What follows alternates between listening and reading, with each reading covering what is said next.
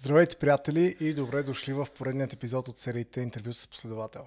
Днес на гости ми е Боян Иванов, който е Business Intelligence Lead в една от най-големите компании в света за анализ на данни.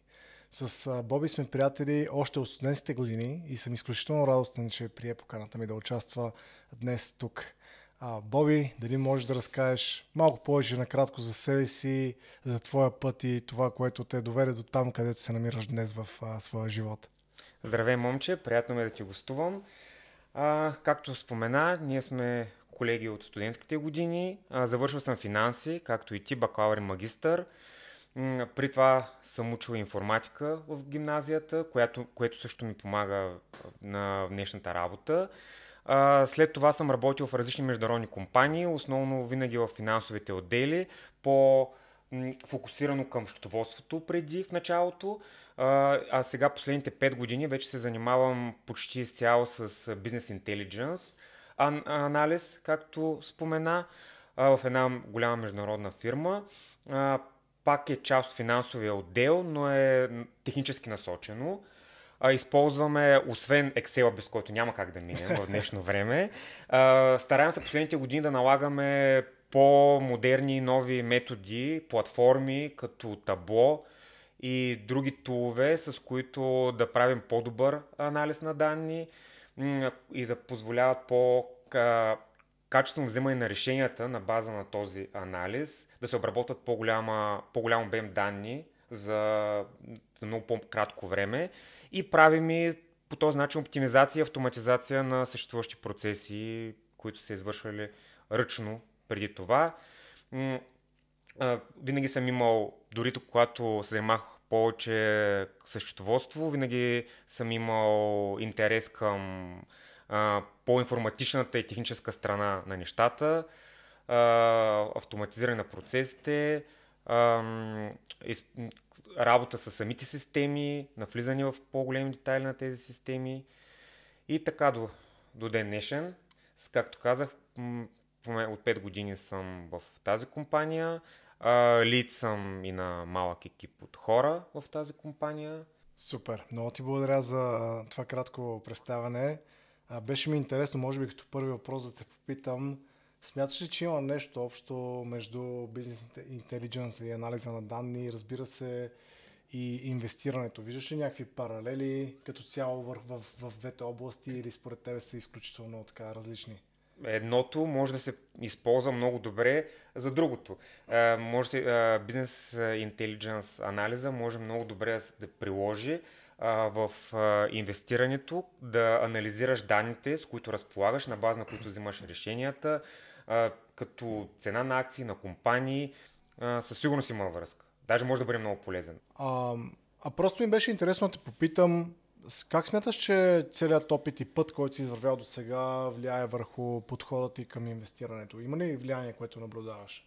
В интерес на истината няма чак толкова много влияние, тъй като аз не инвестирам толкова много за собствена сметка и повече използвам копи трейдинг. Копи трейдинг изследване в платформата е Toro и основният човек, който следвам, си ти, реално. И основно повече следвам твоите решения, отколкото аз самия да анализирам данните, акциите, цените, борсите и така нататък. Затова не мога да кажа, че чак толкова много го използвам самия аз в личните си неща. Ами беше интересно да питам и нещо друго. В сферата на инвестирането е много важна темата за управлението на риска. Но темата за управлението на риска е широко понятие, което е тема в много други области. Сигурен съм, че и в твоята работа има проблем с това как управлявате риски. Ми беше интересно как подхождаш към управлението на риска в вашата работа? Как се умяваш да митигираш определени рискове, които могат да се случат в нещата, които правите? Имаш ли нещо, което можеш да споделиш по тази тема? Риска го има навсякъде, със сигурност. И не е много трудно да се управлява и неговия контрол. Важно е то основно базира на твоя опит в дадена сфера. Започваш да виждаш къде са точките, където може да се случи където има най-големи рискови, където най-често може да се случи риск.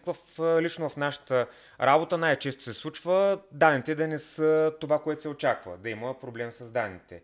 Дали заради проблем с системите, дали заради проблем в самите фолове на данните или базите данни.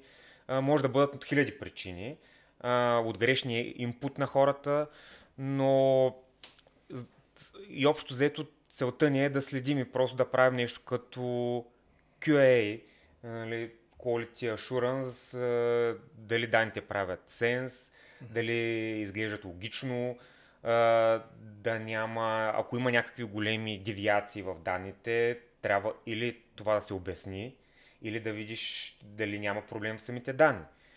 Ами беше интересно да те попитам, тъй като до сега не ни е гостувал, мисля, човек, който има точно твоят профил.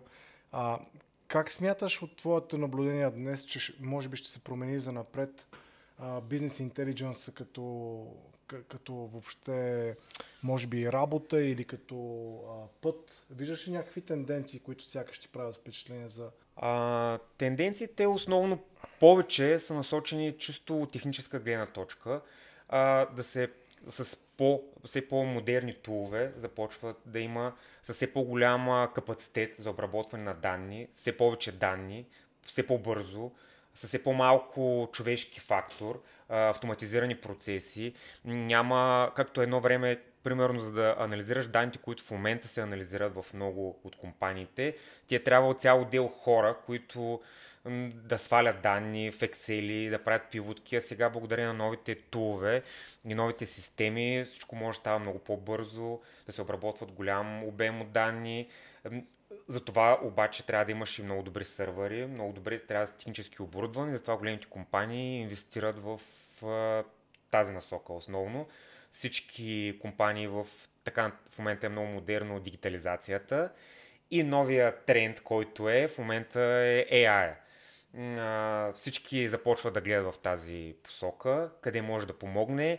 Някои от ползите му леко се надценяват, според мен лично, но има някои места, където може да бъде полезен и да помага за по-бързата обработка на данни, за съкращаване на времето на някои по-рутинни процедури, които се използват, специално както и в нашата работа и в подобни сфери на нашата, като цяло на анализа, за който ме пита. Горе-долу това са тенденциите. В момента точно всички следят, много е тренди и всеки влиза в темата за AI, но още в момента всеки по-скоро наблюдава, опитва се да влиза и да го прилага някъде, но все още не всеки е разбрал точно къде и как да го прилага. Не може да се каже, че е навлязал масово навсякъде, тъй като още се следят и освен ползите, какви могат да бъдат негативните страни, като основният притеснението на повечето от компаниите е да няма брич на данни. Компании като моята и подобни на моята много се пресняват през AI да не изтичат някакви данни, които в момента security на данните е едно от най-важните наши компании в световен мащаб. Имаш ли нещо като просто и основно правило или прост и основен принцип, който следваш, когато инвестираш, като някаква много базова философия, или не си формулирал нещо така просто за себе си в тази посока? Нямам някаква, кой знае каква философия. Учейки финанси, горе-долу знам, нали, по някои от основните положения. Знам, следвал съм и твоите видеа. Съгласен съм на теория с твоята концепция, като цяло за инвестирането, за последователността, но трябва да си призная, че много често аз не го прилагам на практика, тъй като аз, всеки човек, опитвам се някаква част да инвестирам. Със сигурност не харча 100% от целия си доход, но основното нещо, в което аз лично инвестирам в последните няколко години, е пътуванията. За мен пътуването е, моята любима мисъл в живота е, пътуването е единственото нещо, което можеш да купиш и което те прави по-богат.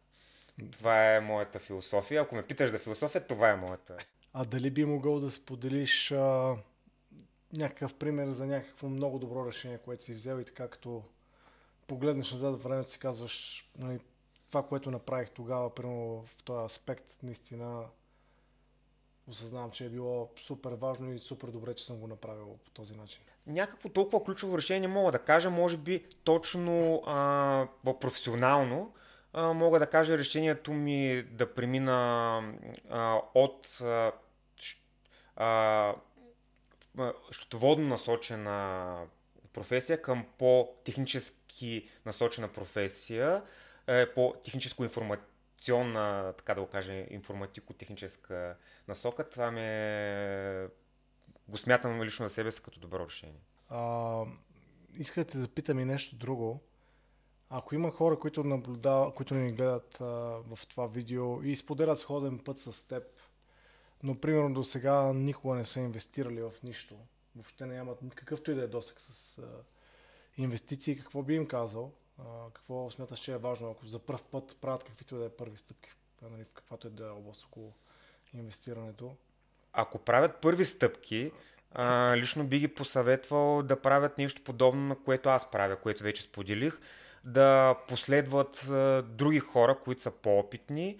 Няма значение дали през коя платформа, може и да е фонд, може да е копи трейдинг, може да е други средства, да се допитат до други хора, които инвестират, но според мен, особено ако искат да влизат с по-големи средства и нямат никакъв опит, е много рисково да вземат лоши решения. Аз лично, ако се върна като ме пита за подхода, аз избрах този подход в инвестирането. Защото аз лично, аз не отделям много време да следя пазарите. Трябва или да се посветиш на това много близко, или да следваш хора, които са по-опитни и които следят вместо теб.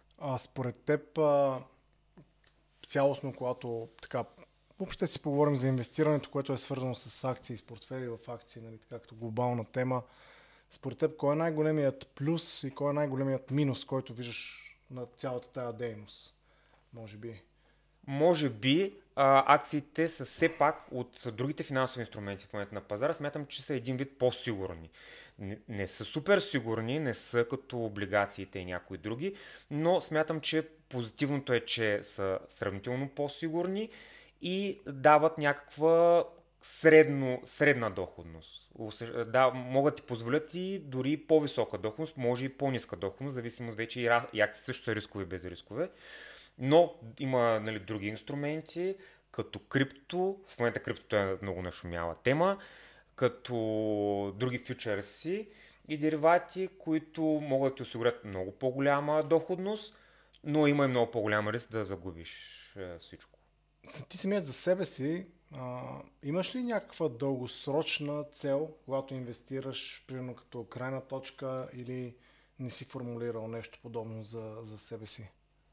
Основната точка, която имам и с която, нали, инвестираме, до някъде да се защитим от огромната инфлация, която се наблюдава последните години, тъй като горе-долу аз инвестирам с дългосрочна цел, слагам едни пари, които поне се надявам и мисля скоро да не ми се налага да ги вадя. И те, както виждаме постоянно, особено последните години, и в България, и по света има огромна инфлация и до някъде да съхраниш стойността на тези пари в времето. Горе-долу това ми е основната идея. Имаш ли структуриран план за това ти как да си инвестираш или по-скоро го правиш на етапи, когато прецениш?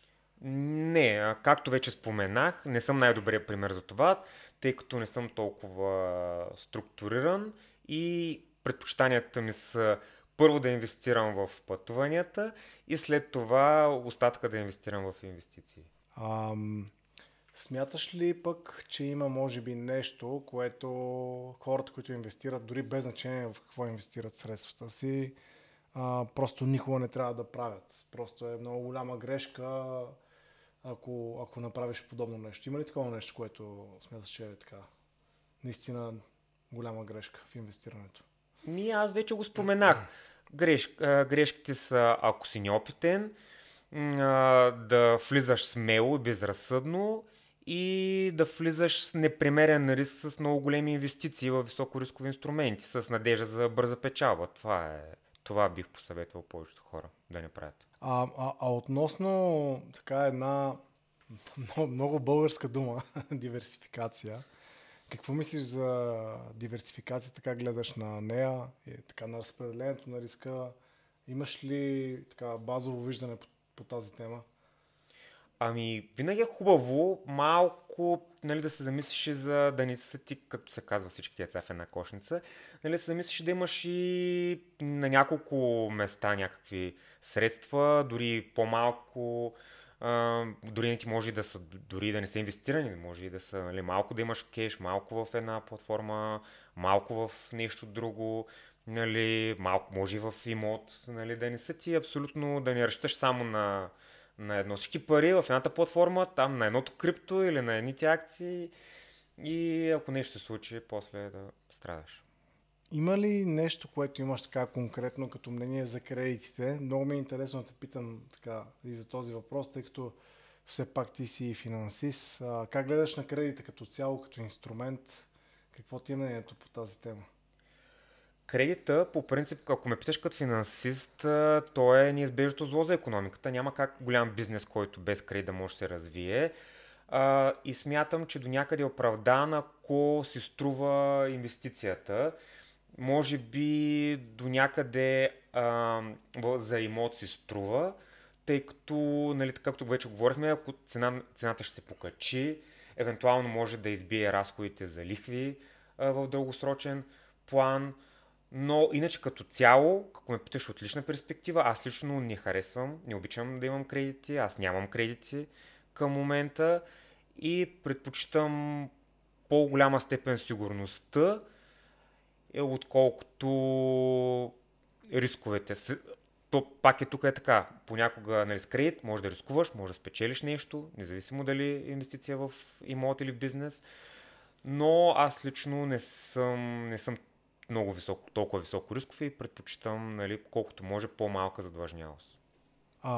Просто ми беше интересно и по една друга тема, която може би не е пряко свързана с инвестирането, но пък е, бих казал, доста свързана с личните ни финанси.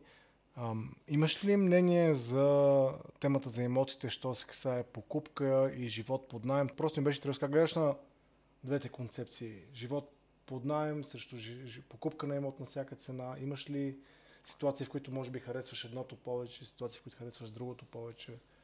Ако си млад, ако си още не ориентиран, ако не си сигурен, че искаш да живееш в този град постоянно за дълго време, ако имаш някакви планове в бъдеще да се преместиш в по-голям град в чужбина, или пък примерно нямаш, това е другото много важно, дали имаш стабилен доход.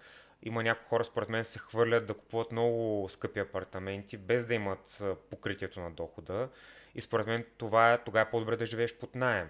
Докато имаш по-сериозен доход, докато видиш на къде животът ти ще отведе, друг град ли ще ходиш, създаваш ли семейство, няма ли, но ако си ако се виждаш дългосрочно на дадено място, ако имаш някакъв стабилен доход, тогава според мен съм повече за да инвестираш в покупка на апартамент.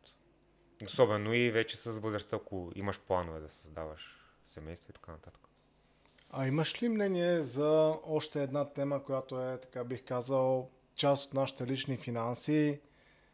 Може би не чак толкова широко обсъждана и популярна, но все пак нали, тема, която е също важна. Относно допълнителното доброволно пенсионно осигуряване, което е по така наречения трети стълб. Та просто ми беше интересно как гледаш на тази тема. Имаш ли така лична визия за нея? Ами аз лично смятам, че може да се използва. Аз ще дам пример от себе си. Аз лично, то не е точно третия стълб, но по-скоро е допълнителен фонд. Имам малка инвестиция, допълнителен фонд, която точно с идеята, да се върна предния въпрос за диверсификацията, с един вид да не е абсолютно всичкото примерно в по-голям процент, примерно в еторо, но имам един малък процент, който си е в един фонд взаимен. Хем да имаш, нали, и още едно място, което с цел диверсификация, но според мен можеш да поддържаш за някакъв процент от инвестициите ти, но то да не е преобладаващия там. Според мен не е лошо да поддържаш там, не е на всяка цена, но според мен е една опция за някаква спестовност. Имаш ли мнение пък за една тема, която става въпрос за живото застраховането?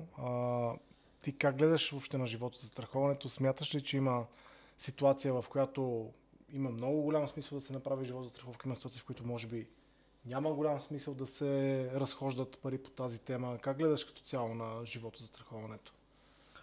На тази тема гледам, че малко първо зависи на какъв социален статус си и по-скоро на какъв етап от живота си. Като примерно, ще дам пример, ние ако сме все още неженени, нямаме хора до себе си, според мен по-малко мислим в тази насока, но докато особено ако имаш семейство и деца, все повече ще мислиш какво би се случило, ако един ден те няма. За това основно и като цяло по принцип съм за, но да не е да е на някакви по-ниски проценти, да не ти е основния процент там доход. То зависи от дохода, но процентно да не е някакъв огромен процент. Но като цяло до някъде е за. Но не на всяка цена и не е много и зависи пак на какъв етап. Какво мислиш за инфлацията и обесценката на парите във времето като цяло? Как гледаш на този процес? Има ли нещо, което според теб е много важно така да се упомене? Имаш ли лична визия, която може да се окаже, че е по-различна от това, което може би други хора имат за инфлацията? Инфлацията никой не му хареса. Инфлацията, обесценката на богатството му. Не, може би на хората, които имат кредити и нямат никакви спестявания, може би за тях е добре инфлацията, но за хората, които имат някакви спестявания е зле. И като цяло всеки мисли как да се защити от инфлацията и средствата. Това са инвестиции, дали в финансови инструменти, акции, имоти, злато. Вече избор. Всеки има избор, но това е. Никой не знае колко ще стане, дали ще е много, дали ще е малко. Ти самият в ежедневния си живот правиш ли си за себе си финансов бюджет с приходи и разходи, стриктен ли си по тази тема или може би си набелязваш само базови пера, които са по-важни да ги следиш, но не следиш много пък други? Как гледаш на това нещо с личния финансов бюджет въобще? Горе-долу, както каза ти, основни пера, но със сигурност не прекрачвам, нали, границите, дори без да влизам в детайли. Не съм оставал на нула или да взимам заеми, така че смятам, че се справям дори без да правя някакъв стриктен анализ. Макар че съм и по професия финансист, по професия анализатор, реално не прилагам в личните си финанси толкова уменията си. Какво за теб са активите и пасивите? Как гледаш на активите и пасивите? За мен активите са много повече от чисто икономическо измерение. Икономическо ти трябва, за да водиш някакъв нормален живот, за да можеш да си позволяваш парите ти трябва, за да можеш да си позволяваш и моменти, за които сега бих казал, че за мен са по-важни. Първо, контакти с хората е един от най-важните активи. И емоциите, които създаваш по всякакъв начин, независимо дали с тези хора, с пътувания, както вече споменах, да виждаш нов свят, нови светове, нови култури. Това също за мен е актив. Обогатявате много психически, емоционално и за мен е по-скоро в тази насока са насочени активите.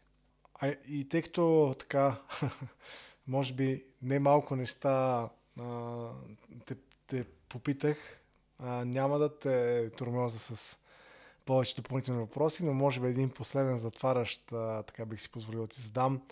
Има ли нещо друго, което смяташ, че в контекста на нашия разговор въобще или неща, които за теб са важни като цяло, има ли нещо друго, което би искал да споделиш на хората, които ни гледат, или пък да направиш някакво обобщение по темите, които така обсъдихме от твоята гледна точка като за край на този епизод? Всеки да инвестира в каквото сметне за добре.